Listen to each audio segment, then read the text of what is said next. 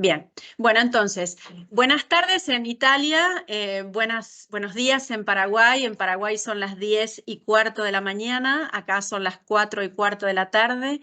Vamos a empezar este segundo encuentro. La semana pasada tuvimos un encuentro con un educador intercultural chileno que es, digamos, de origen mapuche.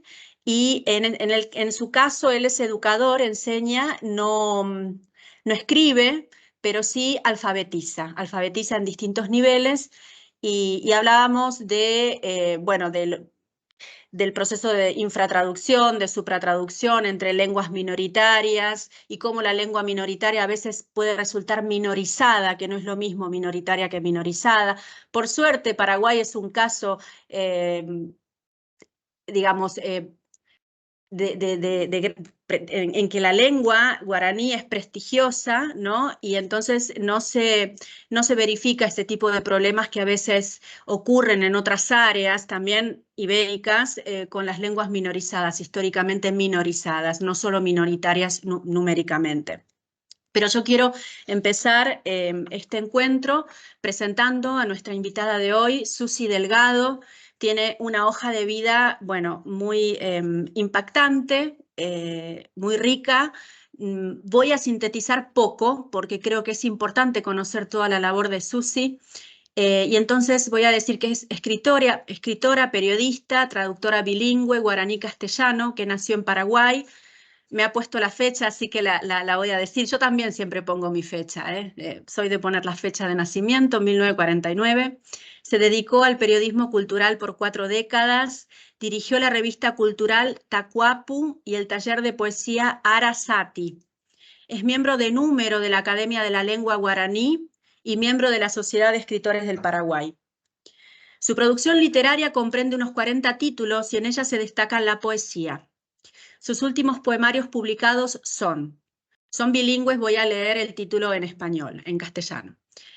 Cuando se apaga el tacuá, de 2010, Viento Viejo, de 2016, Canto del Atardecer, de 2018, Desalma los Adioses, de 2002, y luego uno que entiendo por el título que es muy reciente, 2023, que es solamente guaraní, me parece, ¿no? Tatatinangue o Tatatinangue. Tatatinangue. Tatatinangue, bien. Completan su producción algunos volúmenes de cuentos, selecciones de sus ponencias y textos periodísticos y libros para niños. Parte de su obra ha sido traducida al inglés, el portugués, el alemán, el gallego, el francés, el italiano y el griego. Sus traducciones se volcaron en los poemarios bilingües de su autoría, antologías colectivas de poesía guaraní, luego voy a mostrar alguna portada, como la antología de poesía guaraní contemporánea, ediciones de 2011 y 2019, y Las Voces del Umbral del 2014, así como antologías individuales de Augusto Roa Bastos, Gabriela Mistral, Olga Orozco, Javier Viveros y Rosalía de Castro, con sus versiones en guaraní. En este caso, justo en esta semana estaba hablando con mis alumnos, sería un caso como de traducción de una lengua minoritaria nacional a otra lengua, bueno, minoritaria quizás en relación al castellano, ¿no? Y se da a veces el procedimiento de infratraducción, supratraducción e infratraducción. Bueno, esto es un poquito más técnico, pero un poco para orientar a los alumnos en los temas que estamos estudiando en clase. Ofreció ponencias sobre literatura paraguaya, en especial sobre la escrita en guaraní, y sobre la traducción y el guaraní, además de participar en festivales de poesía en numerosos encuentros realizados en países de América y Europa. Obtuvo numerosas distinciones nacionales, como el Premio de la Junta Municipal de Asunción, Personaje del Año, Segundo Premio Municipal de Literatura, Mención de Honor del Premio Nacional de Literatura, poeta homenajeada en la edición número 42 del Festival del Lago Ipacaraí, y el Premio Nacional de Literatura en 2017. Asimismo, recibió distinciones internacionales como los siguientes: finalista del Premio Extraordinario de Literaturas Indígenas Casa de las Américas en Cuba en el 92, Premio al Mérito Cultural, Parlamento Cultural del Mercosur, Premios Idea Mete Benengeli, Radio Francia Internacional y la Universidad de Toulouse, el homenaje de la Universidad de Guadalajara a poetas de lenguas americanas, compartido con la maya Briseida Cuevas y la guayú Vicenta María Siosi, en el Festival Internacional del Libro de Guadalajara, poco antes de la pandemia, ¿no? En 2019. Así que bueno, yo quería leer toda esta hoja de vida completa, así también quienes nos están escuchando se dan cuenta de este perfil como poliédrico, ¿no? Es un perfil poliédrico, poético, pero poliédrico también, en que está presente la edición, la antología, la investigación, el periodismo, etcétera. Así que bueno, bienvenida, Susi. Muchísimas gracias. No sé qué tengo que decirles yo. Buen día. A mí tal vez me corresponde decirles buen día y muchísimas gracias a esa universidad, a las amigas que están coordinando este encuentro que para mí es tan valioso como hermoso. Muchísimas gracias por invitarme a este encuentro. Muchas, muchas gracias. Gracias, Susi. Y también quiero agradecer a Shir Villalba, ¿no? Que es una poeta joven, una poeta coetánea mía que conocí en Bolivia el año pasado y que también fue un puente con vos, Susi. Así Sí, que como esta relación intergeneracional de mujeres poetas que digamos, generan este tipo de espacios tan valiosos. Bueno, quisiera empezar por preguntarte por lo que sería tu biografía lingüística, es decir, tu historia con los idiomas. ¿Dónde los aprendiste? ¿Con qué parte de tu familia o de tu comunidad hablabas en cada lengua? O sea, si había como una división en dónde hablar en una, en otra.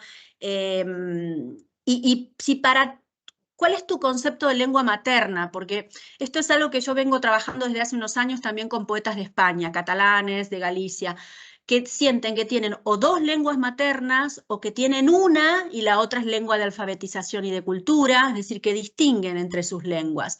¿Cómo vives este bilingüismo, Susi? Sí, sí, bueno, yo tuve la gran suerte de nacer en un hogar campesino. Mi infancia fue una infancia plenamente típica campesina paraguaya. Y allí escuchaba yo el 90% del tiempo el guaraní. Así que en el concepto más generalizado de lengua materna, mi lengua materna, al menos la preferente, la que más escuchaba yo todo a lo largo del día era el guaraní. Mm, Pero casi podría poner no está muy lejos de esa categoría tampoco el castellano para mí, porque mi mamá era maestra. Mi mamá mm, era maestra y entonces muy pronto ya adquirí también el castellano. No sé, alguien más técnico que yo podría definir, podría deslindar muy bien, definir si me tocaron dos lenguas maternas o no. Yo les cuento cómo viví la cosa, ¿verdad? Y mm. entonces, cuando empecé mi proceso de alfabetización en la escuela, ya accedí mejor aún al castellano porque mi mamá era maestra. Claro. Bueno, ¿y qué más me preguntaste? Yo enseguida me olvido, Sí. discúlpenme porque yo enseguida me olvido de lo que me preguntan. ¿Qué Y más me preguntan? obviamente el guaraní hablado, ¿no? Escuchabas primero el Sí, guaraní hablado y en segundo lugar el castellano. sí, Pero, y en relación al escrito, a la escritura, sí, ¿cómo fue el acceso a la claro. escritura en guaraní y en castellano? Bueno, resulta que como mi alfabetización, igual que a toda la gente de aquella época, se me dio en castellano, yo empecé a escribir en castellano. Y probablemente durante mucho tiempo ni siquiera se me cruzó por la cabeza, yo creo que no, que podía escribir también en guaraní. Hasta que, no sé, algún hecho, alguna chispita me fue metiendo la idea de que también sería posible escribir en guaraní. Yo tengo una memoria espantosa, así que muchas cosas no puedo precisarlas y tengo que disculparme. Algunas cosas ya sinceramente no sé cómo estallaron en mí, en mi sensibilidad, pero sí puedo decirles que el guaraní fue siempre muy importante porque era la lengua que yo hablaba con mis abuelitos Era la lengua de mi infancia, la lengua Del preferente con la afecto que yo y del crecí, la afecto. lengua del Mm. afecto, la lengua entrañable del... Yo tengo un librito que recoge la vivencia tal vez central, más importante para mi sensibilidad. Tataikupe se llama ese librito que recoge mi infancia, los resplandores de mi infancia campesina junto al fuego de la cocina campesina, ¿verdad? Y bueno, y allí está el centro de lo que yo rescato de aquella infancia, de aquel crecimiento paulatino hacia una conciencia sobre la lengua, sobre el valor de ese tipo de cosas, que fue lento para mí. Yo tenía una formación y hasta muy tarde tuve una formación muy básica, muy llena de agujeros, muy llena de agujeros. Accedía a la universidad y todo, y casi me da vergüenza decirlo, porque creo que no aprendí nada en la universidad, nada. Me enseñaron más bien las personas que se me cruzaron por algún azar maravilloso del destino, se me fueron cruzando en el camino, maestros maravillosos que me fueron abriendo la cabeza y la sensibilidad hacia este tipo de cosas, ¿verdad? Y así fui descubriendo, por ejemplo, el valor tremendo de las lenguas que me tocaron en la vida, 2 lenguas que me tocaron en la vida. Pero muy tarde ya me atreví a empezar a garabatear el guaraní. Me Mm. parecía que me iba a ser muy difícil, la idea me resultaba muy compleja, muy difícil, hasta que un día me tocó una experiencia que no voy a olvidar nunca, porque fue crucial en este proceso mío. Yo tenía ya por entonces 26 años más o menos, ¿verdad? Y estaba trabajando en una publicitaria, en lo que se llamaba, no sé si hasta ahora se llama la creatividad publicitaria, escribiendo textos para radio, para televisión, en fin, textos varios. Y un buen día me pidieron algo en guaraní. Nunca habíamos hablado del tema con mis jefes ni nada, pero un buen día me pidieron un pequeño guión para un dúo de cómicos de aquella época, un dúo de cómicos muy famoso que se llamaban Los Compadres. Me pidieron un pequeño guión en guaraní. Y yo me asusté un poco, pero empecé a garabatear y ese fue el día maravilloso en que yo descubrí que sí podía escribir en guaraní, con mis Sí, sí. herramientas muy torpes al principio, muy torpes, y hasta ahora tal vez lo sean. Es Sí. que la experiencia que a mí me emociona que me cuentes esto, porque es increíble cómo me recuerda a otros de los testimonios de escritores bilingües de España. Cuando hace unos años entrevisté a Joan Margarit, catalán, el catalán Ajá, estaba proscripto cuando él nació a finales del año 30, y entonces me decía exactamente lo mismo, me decía... Yo empecé a escribir catalán, que es la que siento mi lengua materna, tarde, porque toda mi alfabetización y mi trabajo, incluso mis libros de arquitectura, porque él era arquitecto, estaban en castellano. Con lo cual, ya, para mí el catalán no era una lengua que tuviera una tradición literaria, pero yo sentía como un vacío, ¿no? Que no podía ser yo mismo si no escribía en mis 2 idiomas. Y fue a través, por eso la coincidencia. En tu caso, a través de un pedido de tu trabajo de creatividad publicitaria. En el caso de Joan fue porque escribió una carta, le escribió una carta a otro escritor, Miquel Martí Pol, en catalán, y entonces este escritor le pidió a su hija, como no leía bien, que le leyera la carta de Joan. Y la hija ajá, dice, le lee el texto y dice, ay, esta carta parece escrita por un poeta. Miquel Martí Pol se lo dice a Joan y ahí a Joan le cae la ficha y dice, claro, tengo que empezar a escribir en catalán. Y empieza a escribir en ya, catalán. Tarde, pero también tendría 25, antes de los 30 años. Con lo cual, ajá, todo lo que me estás diciendo sirve también como para pensar en hipótesis acerca de la adquisición, no solo de las lenguas, sino de construir una tradición en determinadas lenguas, si estas lenguas no se enseñan en la escuela, difícilmente va a existir una tradición sólida de estas lenguas, una tradición literaria. Entonces, Claro, y en es el una cuestión Paraguay de política tener- lingüística sí, también. exacto, sí. Y hay que tener en cuenta que en el Paraguay, por aquellos años, había una postergación muy fuerte hacia el guaraní. Si bien hay cosas que a la gente le sorprende del caso paraguayo, porque por un lado el vigor que mantuvo la lengua es indudable, es un Sí. vigor muy fuerte. Pero por otro lado, de los espacios formales y de la educación y todo eso, se la vino excluyendo claramente. Y por aquellos años de mi infancia, de mi juventud, el guaraní todavía no estaba en ciertas, en ciertos caminos fundamentales, ¿verdad? Como en la educación. Mm. Entonces, el camino de valorización de esta lengua se fue haciendo por el costado o por los costados, ¿verdad? Con el trabajo de algunos intelectuales, de algunos investigadores, de algunos poetas.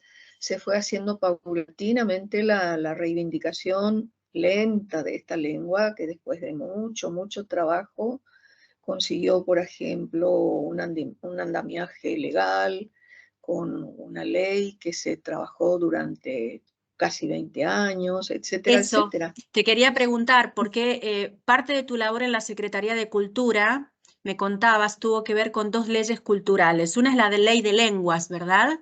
¿Nos podrías hablar un poquito de la Ley de Lenguas, en qué tu intervención en este caso, en la Secretaría de Cultura, lo que quieras contarnos?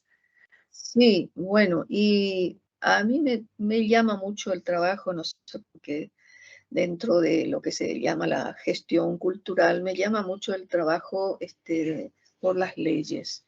Y me ha tocado trabajar en dos leyes que para mí fueron experiencias muy, muy importantes. Durante casi 2 décadas, la ley de lenguas fue un trabajo muy largo, con sectores culturales en los que se destacaron los escritores, lingüistas, en fin, un trabajo minucioso. En aquel momento solamente teníamos ya el reconocimiento como lengua oficial, que fue importante, fue también un hito en el camino de dignificación de la lengua guaraní. Caída la dictadura, pasados 2 años, se obtuvo el reconocimiento del guaraní como lengua oficial. Fue el primer logro fundamental. Y luego vino este trabajo largo con la ley de lenguas que concluyó en el año 2010, que reivindicaba en el eje de las reivindicaciones lingüísticas, en el centro, en el corazón, estaba el guaraní por ser lengua mayoritaria, por ser la lengua ancestral nuestra, mayoritaria y minorizada en muchos aspectos. Sería muy largo Mm, desentrañar todo eso, mm, pero creo que ustedes me entenderán a grandes rasgos, sí. ¿verdad? Y fue un O sea que trabajo, hoy por hoy el guaraní es más hablado que el castellano. ¿El porcentaje de guaraní parlantes es mayor que el de castellano? siempre lo fue, siempre lo fue. Siempre. Mm, Sí, sí, sí. Desde hace muchos años al menos, desde hace muchos años, muchas décadas, el guaraní tiene un índice de hablantes muy, muy alto siempre, hasta hoy, ¿verdad? Pero la lengua de prestigio claro, hasta hoy claro, es la el diglosia, castellano. claro. Sí. Porque, digamos, la alfabetización obligatoria es en castellano, ¿verdad? Hoy en día ya Ha cambiado. comparten los programas, pero Mm, hay todavía polémicas muy fuertes por los porcentajes, digamos, de introducción del guaraní en los currículum, en los programas de estudio, pero se ha avanzado mucho, tanto en ese campo como en otros, haciendo memoria, comparando con la situación que vivíamos hace 20 o 30 o 40 años hemos avanzado mucho. Hemos avanzado mucho en las herramientas legales, en la creación de instituciones fundamentales como la Secretaría de Políticas Lingüísticas, ¿verdad? La Academia de la Lengua Guaraní. Se ha avanzado mucho, no solo en la creación de esas instituciones fundamentales, sino que una persona que viva aquí, sea o no sea paraguaya, pudo notar en las últimas décadas un avance muy fuerte de mayor reconocimiento en la vida, en sus múltiples terrenos del guaraní. En el arte, en la publicidad, en muchos aspectos, en muchos terrenos. Bien, yo quería compartir la portada de uno de tus libros y pedirte, luego seguimos conversando, pero para hacer un intermezzo poético, ¿se ve la imagen de tu libro? Yo no la estoy viendo, yo no la estoy viendo. Bueno, a ver.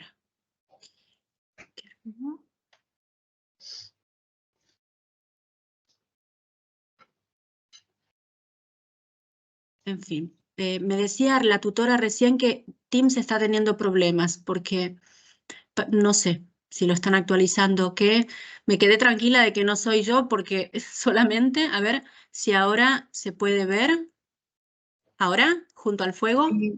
Sí, sí, sí. Ahora se ve, ahora se ve. Este es un libro del 92, Sí, pero este fue un libro que mencioné justamente, que recoge esas vivencias o relámpagos de vivencias de mi infancia. Es el libro que yo les mencionaba recién. antes.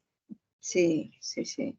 Y aquí tengo otra de las portadas, mientras si quieres elegir, me dijiste que ibas a elegir algunos poemas para leer en las dos lenguas, así también los alumnos, porque yo hoy trataba de imitar la palatalización de la L, la I, y también a veces la segmentación del guaraní, como al hablar en español, en castellano, se identifica a veces el habla de un paraguayo por una especie de corte, ¿no? Que se produce, pero no lo Ah, sé hacer, con lo cual sí,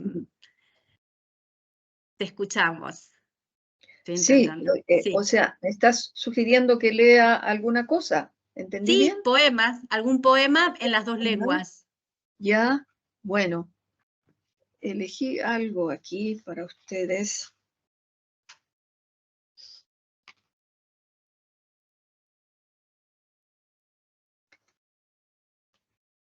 Este es un poemita corto que tiene sus versiones en guaraní y en castellano. Digo esto principalmente porque en los últimos años, en los últimos lustros, o no sé si décadas, ya no sé muy bien, fui mezclando mis dos lenguas. Pero en este caso no, tiene su versión en guaraní y su versión en castellano. Es un poema breve.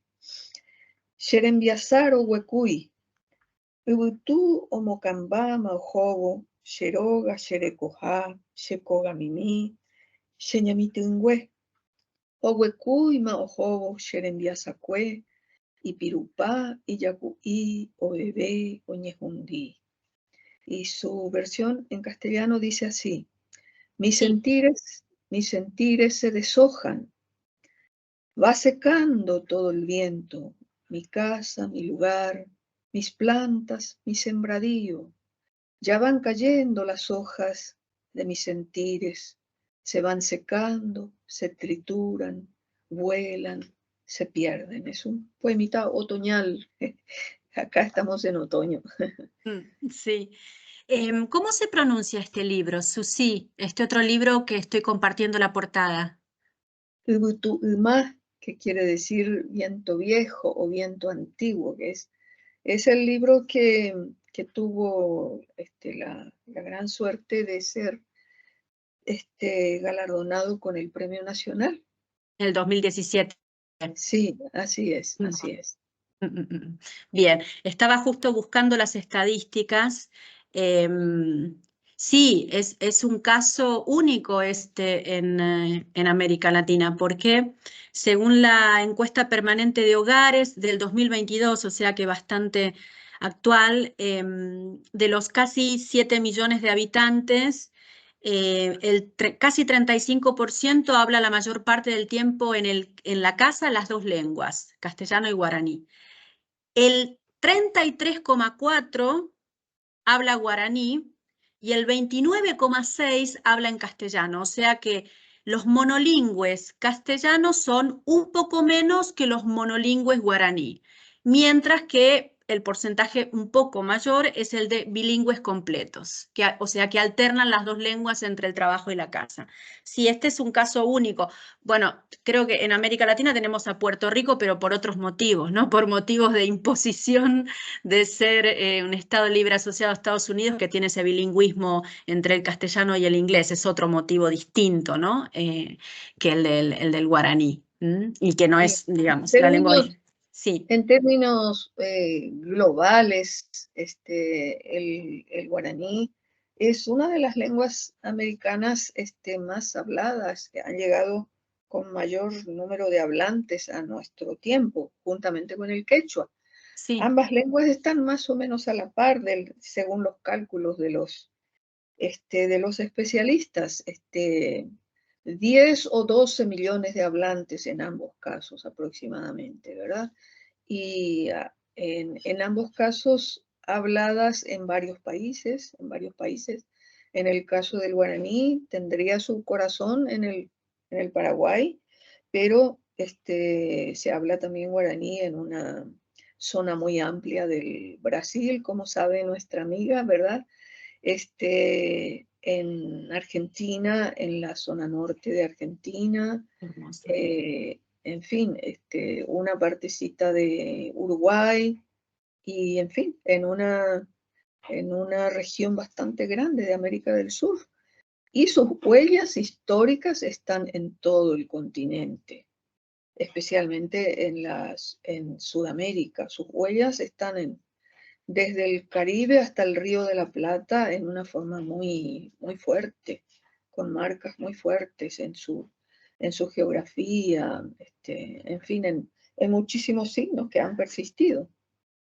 Sí, a mí me impactaba mucho hace unos años cuando vivía en Argentina y transmitían en la televisión, no sé, al expresidente Lugo hablando, haciendo code switching, ¿no? Parte en guaraní, parte en castellano, parte guaraní, parte en castellano. O sea, como desde el espacio también institucional, ¿no? Tenía un lugar muy preponderante el guaraní y también he visto programas de alfabetización a través de la televisión. O sea, una Sí, hora o media hora de enseñanza del guaraní a través de la televisión. Los veía en sí, Argentina y era muy impactante positivamente esto. sí, está eso dentro de los signos que yo les mencionaba recién, está dentro de los signos paulatinos que fueron apareciendo, que nos indican una mejoría muy importante en el concepto, en el uso, en el respeto a nuestra lengua. Les tengo que pedir permiso un minutito, por Sí, favor. Me sí, por disculpan. supuesto. No, por supuesto, por supuesto. A ver, mientras tanto, justo esta mañana estábamos hablando, a ver, con los alumnos que tengo aquí de tercero y de segundo, estábamos viendo, bueno, el mapa de América Latina y señalando los países que tienen algún tipo bueno, bilingüismo. Muchos tienen plurilingüismo, no solamente bilingüismo. Yo estoy orientando estos ciclos al bilingüismo. em, Especialmente en aquellos países donde hay un bilingüismo muy numeroso, ¿no? No solamente en América Latina, sino también en España. Hace unos años, 2001, 2002, 2003, en este mismo ciclo tuve invitados de Galicia, por ejemplo, Yolanda Castaño, que es la última Premio Nacional de Poesía, su lengua materna es el gallego y su segunda lengua es el castellano. Y bueno, también están verificando muchas modificaciones en cuanto a las jerarquías y a la valorización de las lenguas también en España. Antes de Yolanda Castaño, el premio lo obtuvo Miren Agurmeabe, Premio Nacional de Poesía, que escribe en vasco y se autotraduce al castellano. también la tuvimos en este ciclo, y muchas de las experiencias que cuentan de acceso a su lengua materna, porque suena paradójico, ¿no? Pero cómo acceder en la escritura a la lengua materna, es decir, a la lengua que escuchaban desde chicos en la casa, ¿no? Y es como una parábola compleja, ¿no? Porque en la medida en que la escuela, las instituciones no den espacio a las lenguas maternas originarias, va a ser muy difícil que quien se dedica a la escritura empiece precozmente a utilizar como lengua de expresión una lengua que no sea la imperial, ¿no? Entre comillas. Así que es muy interesante ver los puntos de contacto entre lo que nos está contando Susi y otros escritores que han estado, y no solo de Hispanoamérica, sino también de España. Así que bueno, Susi, quería Sí, preguntarte ahora por tu tarea de traductora. Es decir, sí, bueno, casi toda tu actividad está más orientada a la poesía, aunque has trabajado también con narrativa, ¿no? Pero quería preguntarte por tu experiencia con las traducciones, tanto sí, autotraducciones, o sea, de tu obra, como al momento sí, de traducir, por ejemplo, no sé, Rosalía de Castro al guaraní, sí, cómo no, etc. cómo no. Yo Sí, empecé a trabajar la traducción llevada por un pensamiento básico, que me parecía que mi lengua guaraní necesitaba en forma vital del puente con el castellano.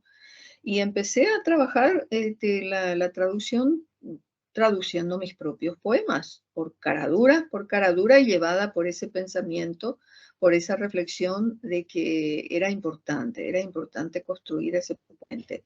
No tenía ni idea de lo que es la traducción seria, digamos, no tenía la menor idea. Me lancé por cara dura y llevada por esa necesidad que yo sentía. Y bueno, fui trabajando con los años, empecé a traducir a mis compañeros de lengua guaraní y empecé a descubrir de a poco que la cosa no era ninguna macana, que la traducción es un tema muy serio que viene desde el fondo de la antigüedad. Empecé a descubrir a los teóricos de a poco, empecé a buscar los libros, a profundizar un poco en todo lo que significa traducir en serio. Y a esta altura no me creo ninguna especialista del tema, respeto mucho, respeto cada vez más ese campo, ese tema, este, pero en términos, digamos, un poquito más, no sé cómo llamarlos, se convirtió en una pasión, se convirtió en mi segunda pasión, la traducción. Como porque lo les veías decía, como una tarea de mediación cultural, no solo sí, traducción, sino sí, una forma de vital. mediación. Sí, ¿Mm? vital, vital. Sí. Sí, y bueno, y fui haciendo etapas, procesos, etapas, al tiempo que también trataba de profundizar un poco sobre el trabajo técnico complejo, complejísimo que significa traducir, ¿verdad? Y bueno, y como les decía, empecé a traducir también a mis compañeros de lengua guaraní, y luego ya no me acuerdo en qué momento empecé a trabajar al revés, a traducir al revés. Y eh, ¿por qué fui escogiendo ciertos autores? Seguramente porque se fueron profundizando en mi sensibilidad, el interés hacia esos autores. Eh, las traducciones individuales que me atreví a hacer, el primero de ellos creo que fue el de Roa, que ya significaba una traducción muy compleja, Mm. porque la literatura, la poesía, en este caso yo tomé su poesía. Tratándose de textos de Roa, independientemente de los géneros, es una literatura compleja, muy compleja.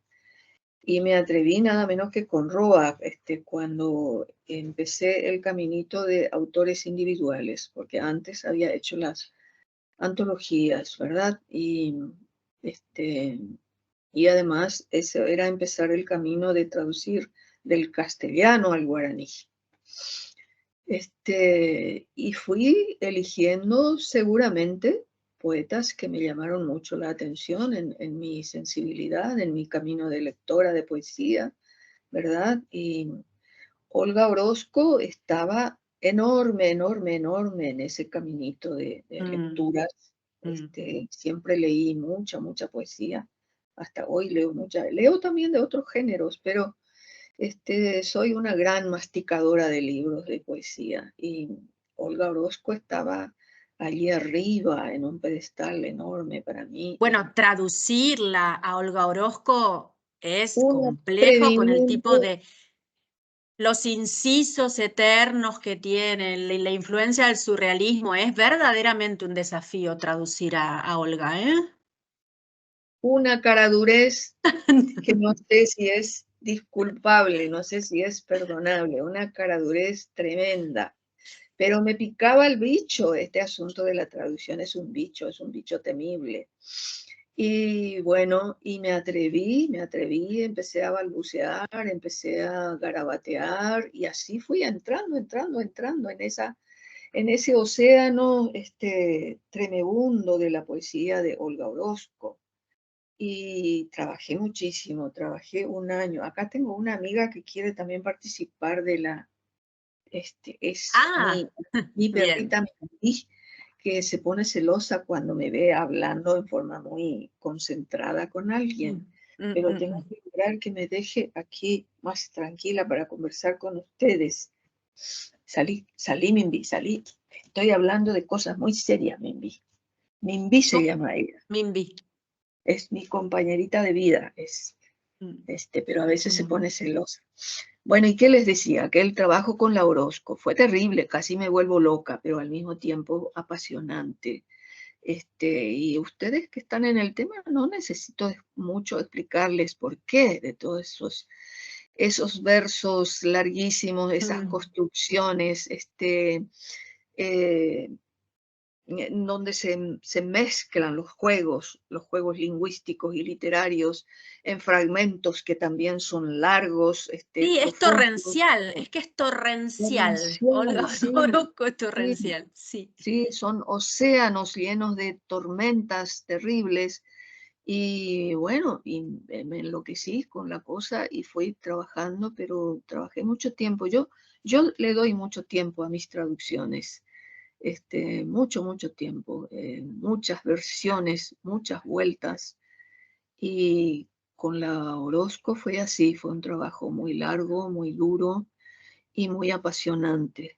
Y creo que yo considero que fue la traducción más difícil, más atrevida y más difícil de las que encaré hasta hoy.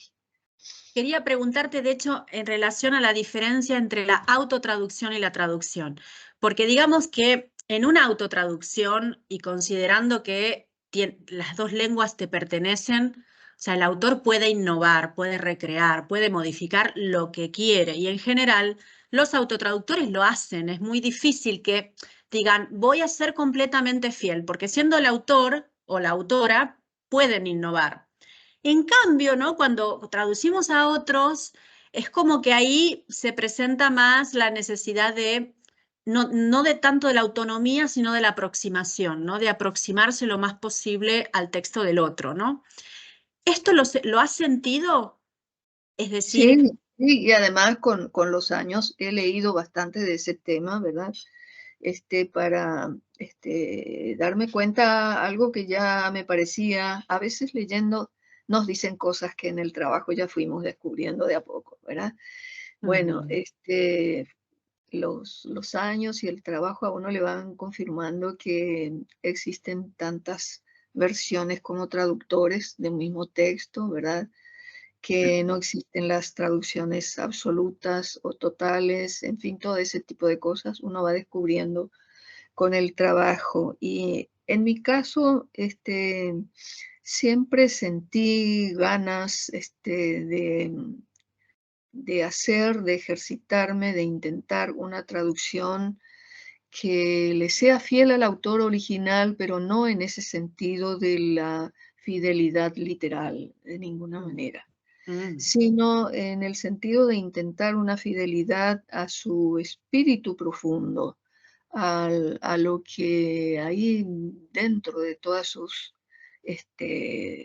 particularidades y de sus tormentas, como en el caso de Olga y otros autores, en fin, de sus diferentes musicalidades y tonos, y etcétera, etcétera, dentro de eso, aproximarme lo más posible a ese universo poético, ¿verdad?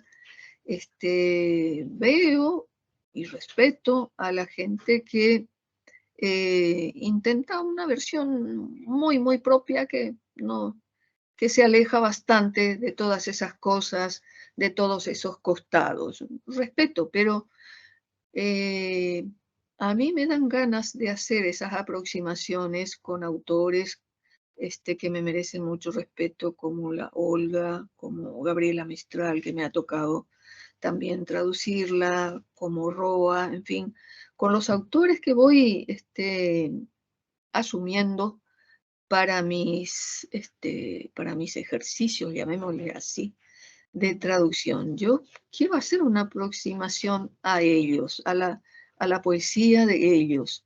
Sé que va a tener mucho de mi trabajo para bien o para mal. Ojalá no sea, ojalá haya algo rescatable y no tanto para mal, pero sé que ya va a ser así y los señores estudiosos del tema me confirman que eso es así, que la traducción es una nueva creación en una gran medida.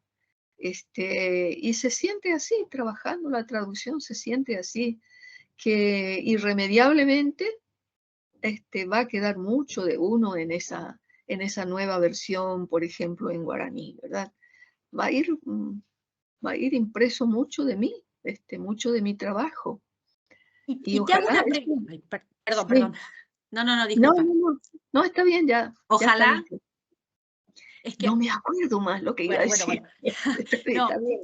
em, lo que pasa es que tengo como un retorno, me llega un poquito más Mm, tarde, entonces por eso a veces, perdón, pensé que habías no, terminado, no, porque me dio pie a pensar en si habría algún aspecto, algún elemento, no sé, cultural o alguna cuestión que hayas notado que te era difícil, no difícil, sino era más un desafío trasladar de una lengua a otra.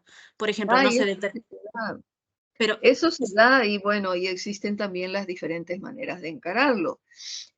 Hay quienes tienen optan por la fórmula de, por ejemplo, en mi caso, paraguayizarían los elementos tomados, por ejemplo, de autores que son de otras culturas, de otros contextos, en fin, de otros contextos culturales o literarios, ¿verdad? Hay quienes tienen esa postura y eligen ese camino. no es el Y tuyo.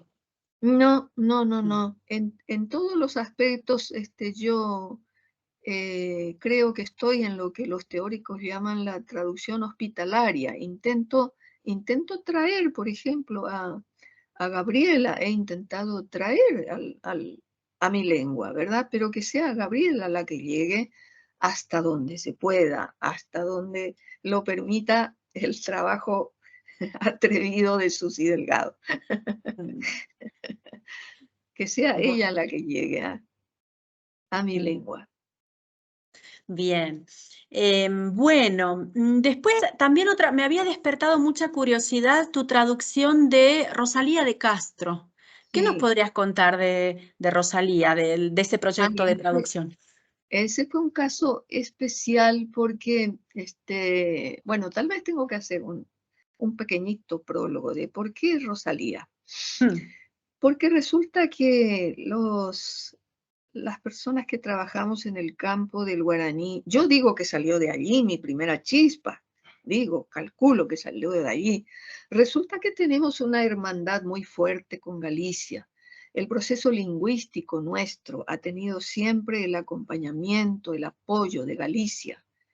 Y bueno, nos miramos mutuamente siempre, siempre. Nuestros procesos lingüísticos, culturales, están hermanados. Y yo digo que de allí, que allí estuvo la primera chispa para que yo me fijara en una poeta gallega. Y bueno, ¿y qué me pasó?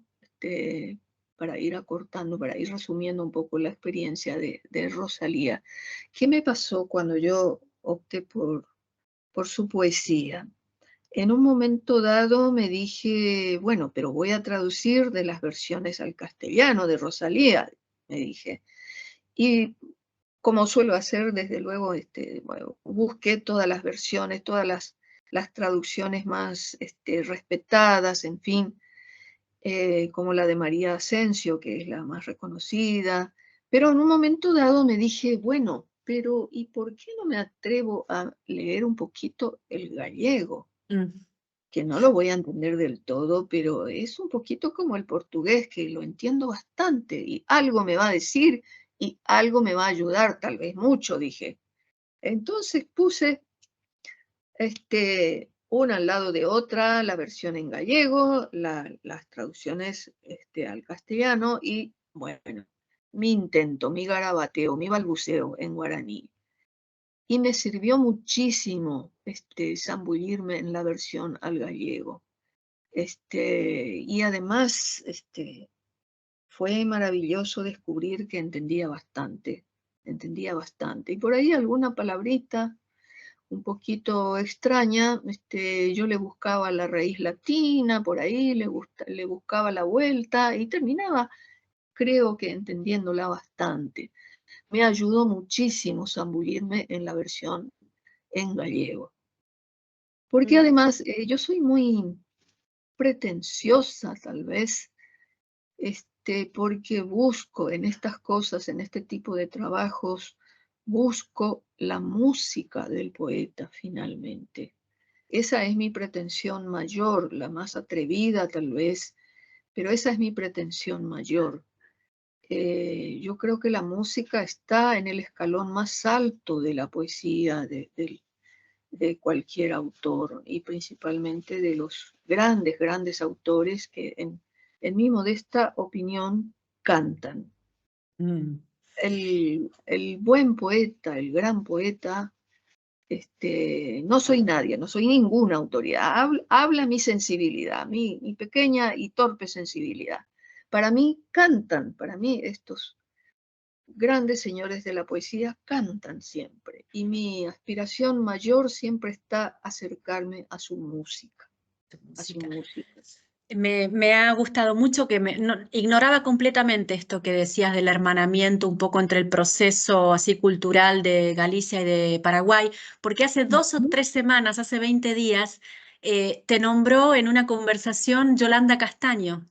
Ah, sí, sí, somos Sí, amigas, sí. sí, me lo dijo, me lo dijo. Dije, bueno, justo Susi va a estar en el ciclo que estoy organizando. Bueno, Yolanda Castaño fue invitada hace exactamente 2 años a este ciclo y habló Ah, de lo mismo que me estás contando, pero en el caso ah, suyo de Galicia.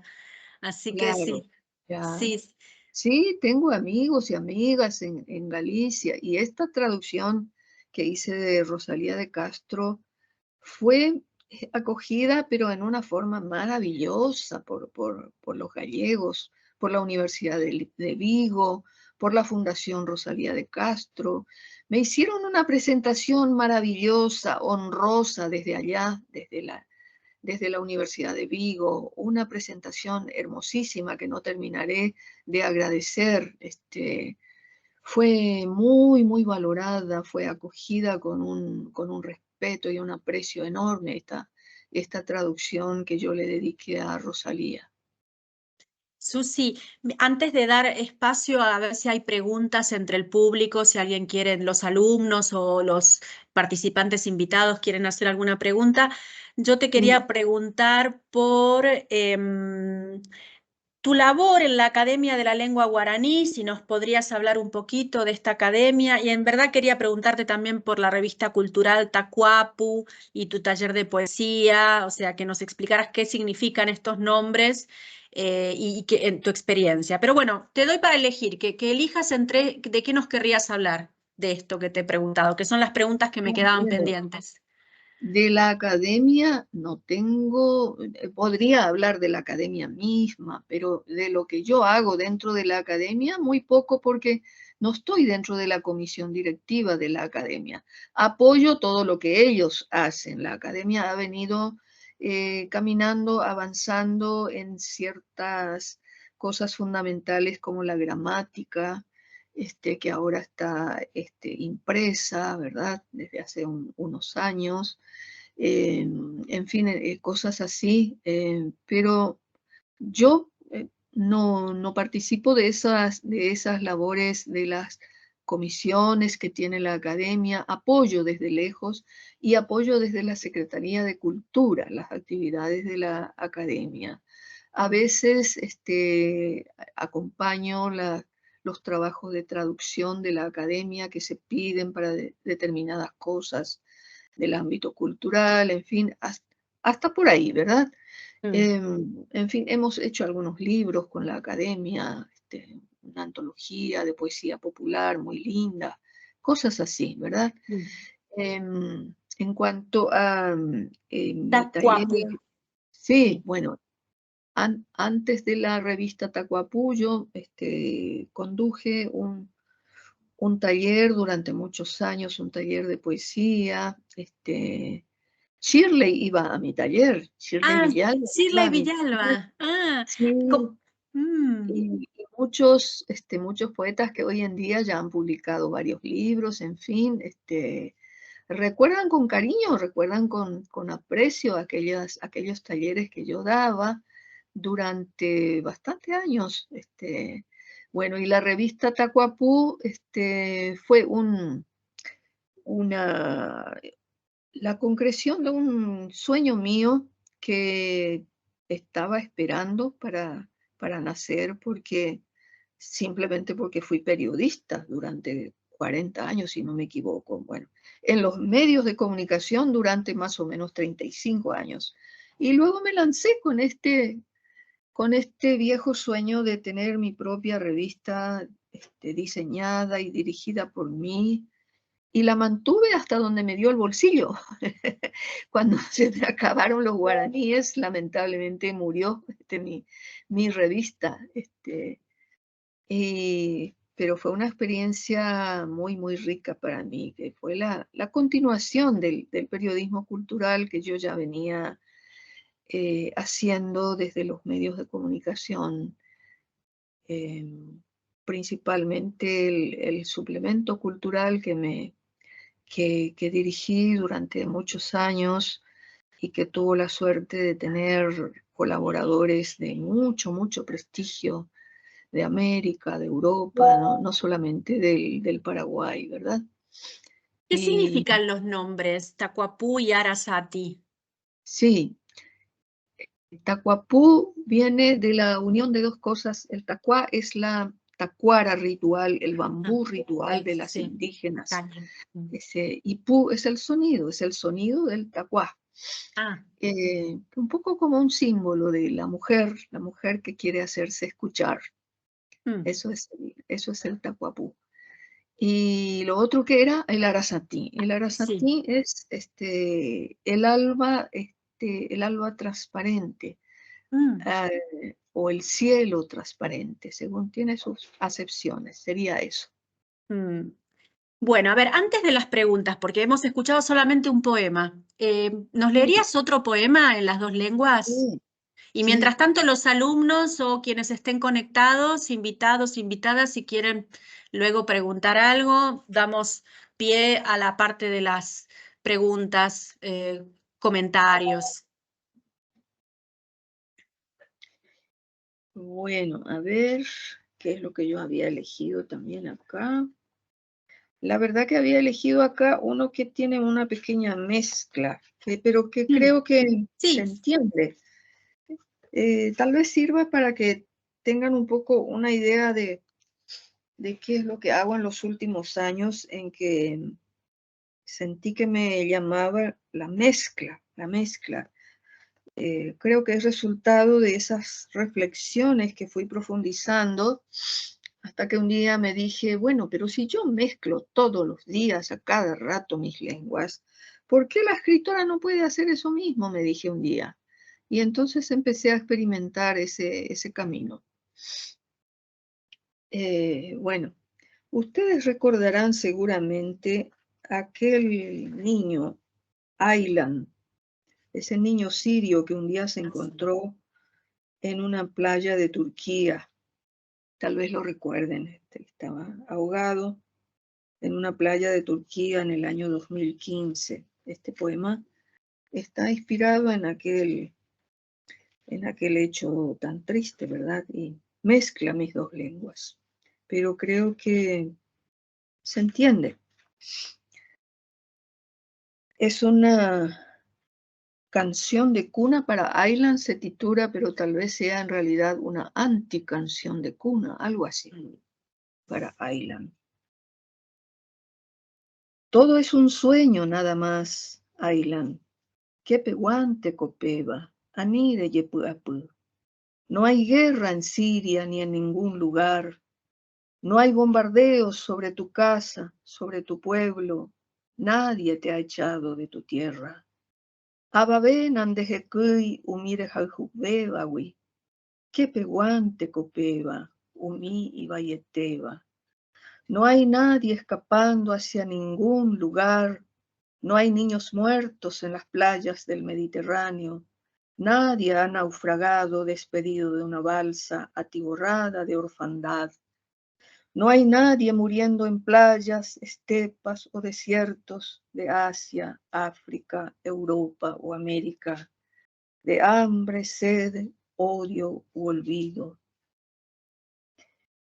Son solo cosas del sueño, no te angusties. Daipori mitaumanova tele o paishawa, kepehuante copeva. No ha muerto tu madre, no han muerto tus hermanos, y todos cuidan tu sueño. No estás muerto, Aylan, solo estás durmiendo. Requente coreína, Aylan, requente coreína. Sí, es verdad que hay una...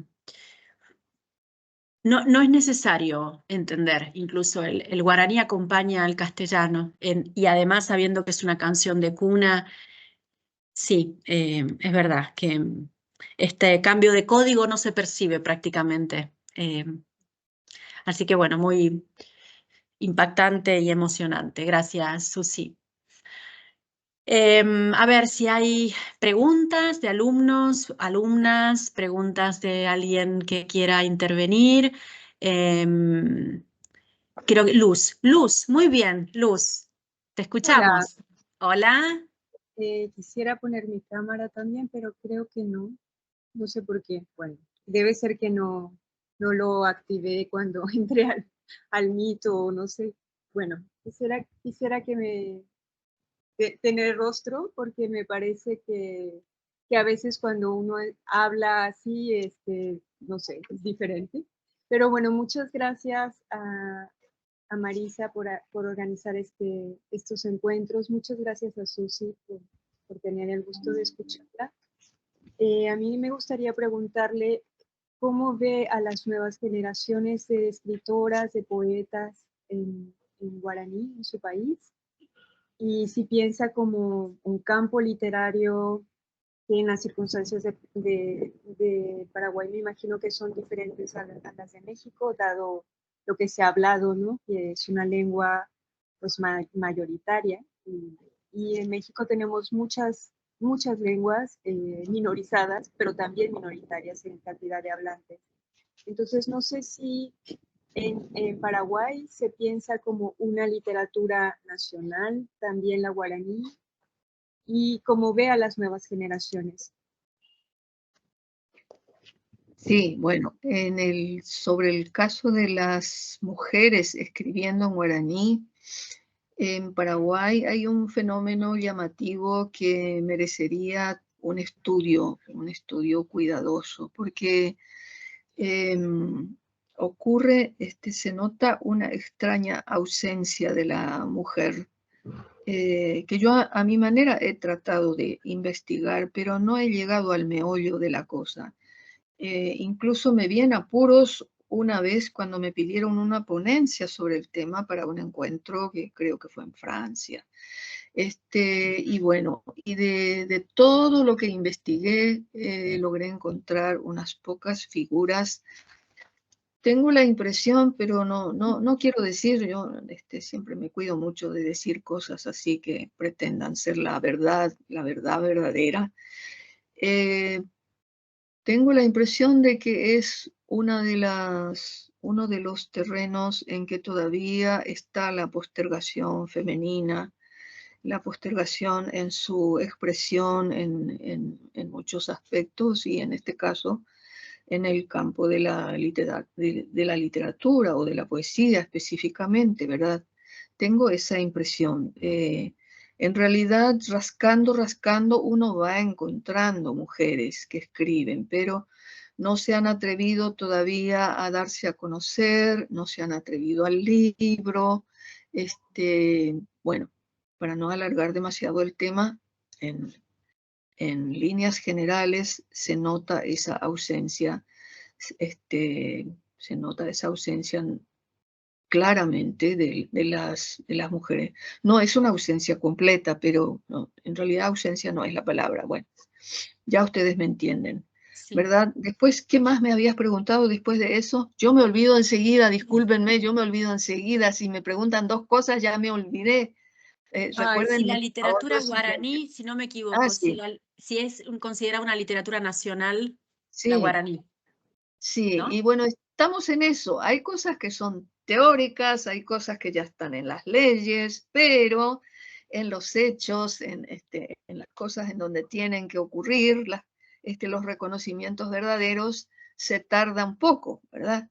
Ya tenemos, ya algo les comenté de las herramientas legales que fuimos conquistando con mucho trabajo, con mucho esfuerzo.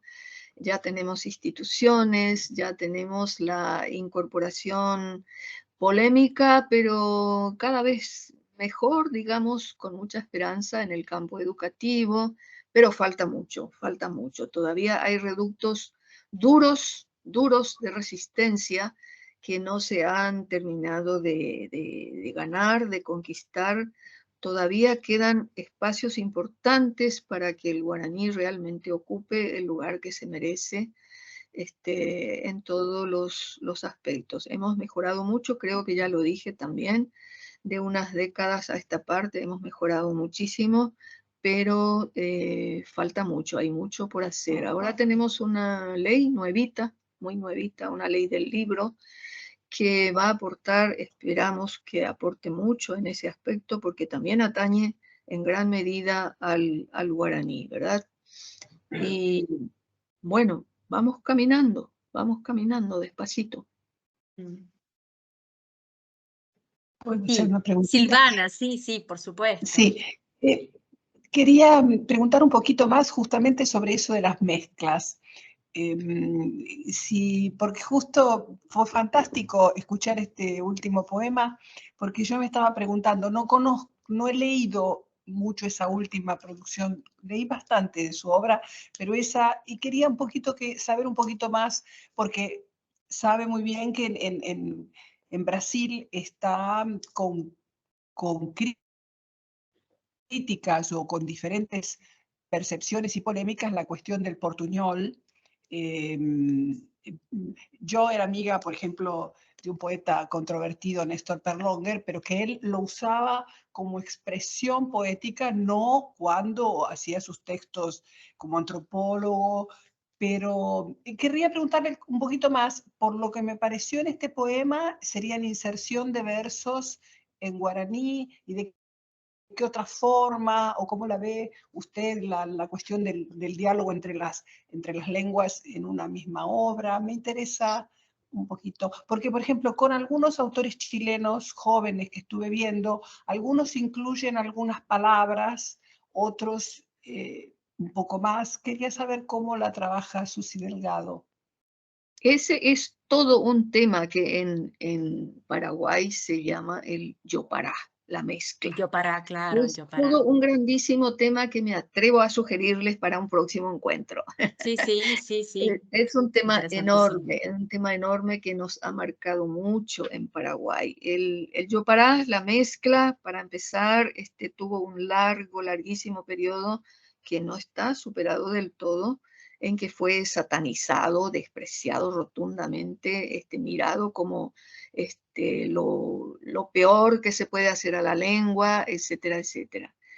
Y estamos los que no vemos así la cosa, porque para empezar, vemos que a medida que tratamos de conocer un poquito lo que está detrás de las lenguas del mundo, vemos, por ejemplo, que todas ellas son yopará, son ejemplos de yopará.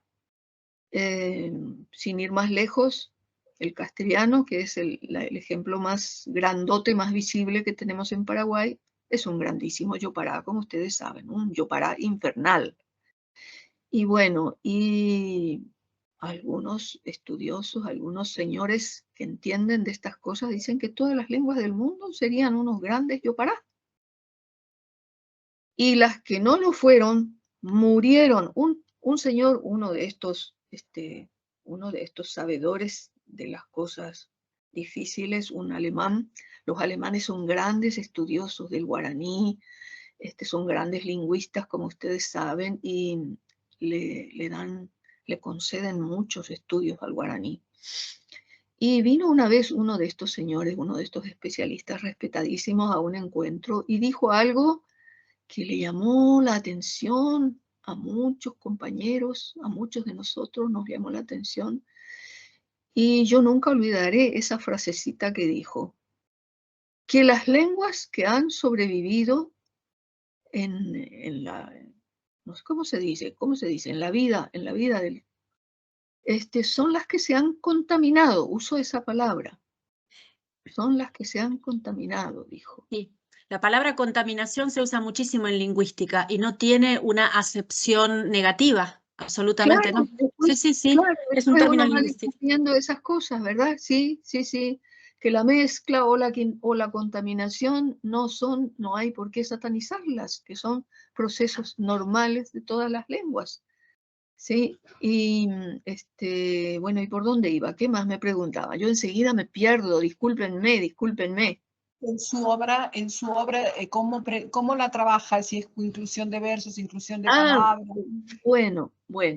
Y yo empecé a experimentar con la mezcla. En realidad creo que el campo del yopará se presta a una experimentación muy rica y muy variada, que yo pretendo hacer despacito, con mucho cuidado. Nosotros tenemos, por ejemplo, un gran poeta popular que para mí fue, sin quererlo, el gran emblema, el poeta emblemático del yopará, de la mezcla. Y muchos de mis amigos no se animan a decir eso. Emiliano R. Fernández, que se trata de él, fue un grandísimo poeta popular y nadie se atreve mucho a tocar el tema de que él cultivaba el yopará. Pero además nos dejó una lección riquísima, porque él cultivaba un yopará que de pronto era solamente un remate final en un verso, en un cuarteto, en un remate final con una palabra o el verso final en guaraní. A veces era alternar verso a verso el castellano y el guaraní. Hizo infinitos ejemplos, infinitas experimentaciones con el yopará. Lecciones maravillosas que para mí nos dejó Emiliano y que no nos atrevemos a estudiar con la profundidad que se merece. Y entonces hemos tenido dentro del desprecio generalizado, de este concepto generalizado de considerar el yopará como un fenómeno que puede matar o ya está matando nuestra lengua guaraní, hemos tenido por suerte algunos grandes poetas nuestros, poetas de lengua castellana, pero estudiosos serios del guaraní, como Carlos Villagra Marsal y Rubén Vareiro Saguier, y el propio Roa Bastos en algunos momentos, ¿verdad? Que fueron grandes defensores del yopará, de la mezcla. Y yo creo que estamos en un proceso lento porque todavía hay sectores muy duros que se resisten a la mezcla. que niegan el valor literario o que niegan la legitimidad, por así decirlo, de experimentar con el Yopará. Pero de a poco va ganando terreno el reconocimiento de que esto también de que este también es un camino legítimo. Ujú. Sí, es interesante la pregunta que hacía Silvana también, porque cada autor como que tiene una estrategia a la hora de mezclar las lenguas, ¿no? Por ejemplo, hace 1 año y medio tuve en este ciclo a una escritora ítalo-argentina, que es Gigliola Zechin, Canela, conocida como Canela, de la tele. Y ella es poeta, aunque su imagen pública está más ligada a la televisión y todo, ha escrito bastante poesía y ha reunido su poesía completa hace pocos años en ediciones en danza. Y ella me contaba que tiene que apelar, ella escribe su lengua de expresión es el español, es el castellano, ¿no? Pero tiene que apelar al italiano para determinadas cuestiones que no puede transmitir en español. Por ejemplo, cuando hay conceptos que no existen en la otra lengua. Por ejemplo, lo sfollamento, es una sfollata, que significa cuando la familia se tiene que ir, emigrar del lugar de origen. No es lo mismo decir emigrante que decir sfollamento en italiano. Entonces, ella pega esa palabra en el medio de una frase porque no encuentra equivalencias en la otra lengua. Entonces, considera que tiene que decirlo, igual que partigiano. Partigiano y partisano no son lo mismo, no tienen la misma connotación. Lo pone en italiano. Cuando piensa en la abuela, tiene que escribir en italiano porque su abuela era italiana, entonces pone 2 o 3 palabras, una canción de cuna, etc. Entonces las estrategias muchas veces están relacionadas con la memoria, relacionadas con la intraducibilidad. Por ejemplo, Susi, te habrá pasado alguna palabra típica en guaraní que la tienes que poner en guaraní porque no existe en castellano, ¿no? Así es. Sentimientos, situaciones, comidas, bueno, eso ya es más fácil, ¿no? Pero palabras que no tienen una traducción perfecta, si la tienen son aproximaciones y el poeta quiere transmitir ese mensaje. Entonces, eso es muy interesante porque, digamos, cada poeta está muy relacionado con la propia historia también, porque Gigliola se tuvo que ir de Vicenza durante la posguerra.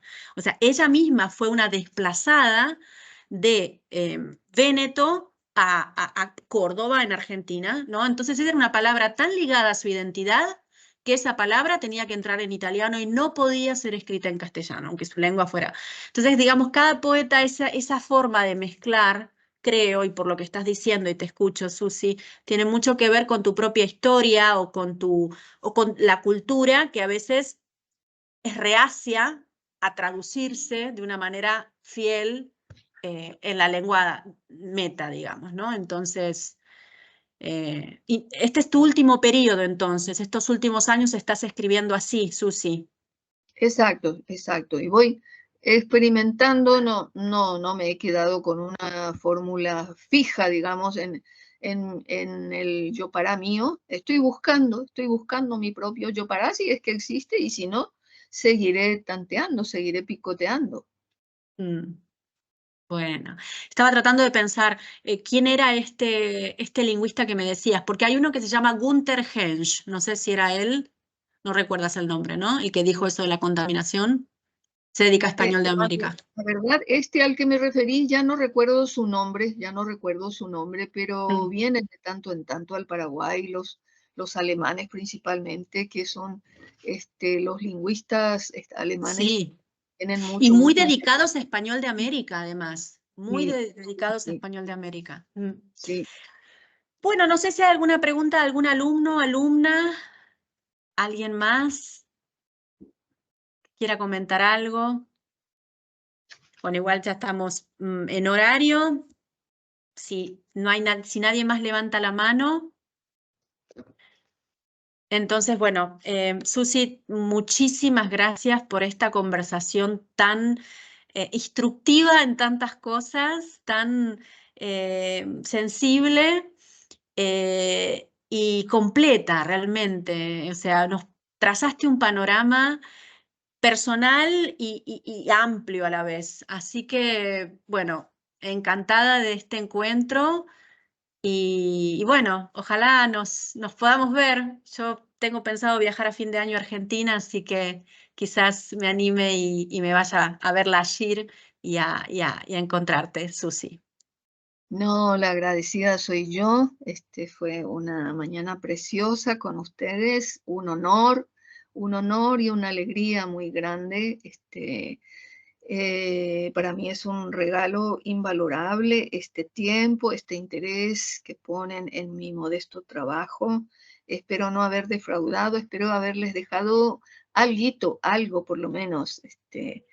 Y no, la agradecida soy yo. Muchísimas gracias y estoy a disposición de ustedes para lo que quieran hacer con el Paraguay, con el guaraní, con mis amigos escritores, en fin, estoy a disposición plena de ustedes. En guaraní, gracias, se dice agüillevete, así que va un enorme, enorme, enorme agüillevete para ustedes. Bueno.